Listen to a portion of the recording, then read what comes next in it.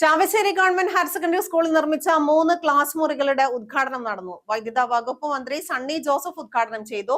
സമഗ്ര ശിക്ഷ കേരളയുടെ സ്റ്റാർസ് 2024-25 വർഷത്തെ ഫണ്ട് ഉപയോഗിച്ചാണ് കെട്ടിടം നിർമ്മിച്ചത്.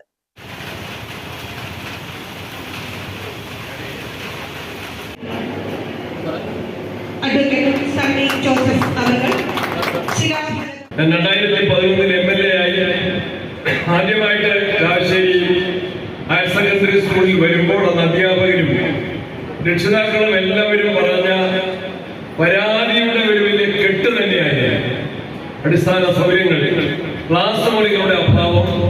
അതാണ് ഒന്നാമതായിട്ട് ചൂണ്ടിക്കാണിച്ചത്. അന്ന് പറഞ്ഞു, പകൽ സമയത്ത് കുട്ടികൾ പഠിക്കുന്ന സ്ഥലം രാത്രി സമയത്ത് നായ്ക്കുട്ടികൾ സ്വീകരിക്കുന്ന ഓപ്പൺ സ്റ്റേജ് ആണ് എന്ന് പോലും അധ്യാപകരെ പറഞ്ഞു ഞാൻ ഓർമ്മിക്കുകയാണ്. ആ വിഷയങ്ങൾക്കെല്ലാം പടിപടിയായി വ്യത്യസ്ത പദ്ധതികളിലൂടെ പരിഹാരമുണ്ടാക്കാൻ കഴിയുന്നു എന്നത് സന്തോഷകരമായ കാര്യമാണ്.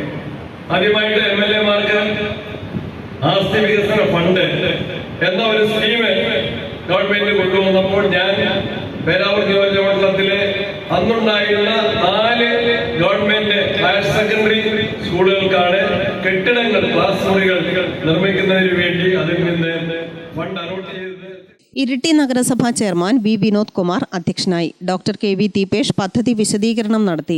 നഗരസഭാ വിദ്യാഭ്യാസ standing committee chairman K Rajan, കൗൺസിലർമാരായ CM Ramya, V Rajeevan, principal Mansoor Kinakool, KV Abdul Muneer, KV Ramachandran, MP Manoj, P Mohanan, P Basheer, PP Sasheendran, CVM Vijayan, KK Srinivasan, PN Pradeepan, P Divakaran, KN Rajeev, K Vanaja, VP Sheeba, VV Vinod Kumar, Aliya Sharbin തുടങ്ങിയവർ സംസാരിച്ചു.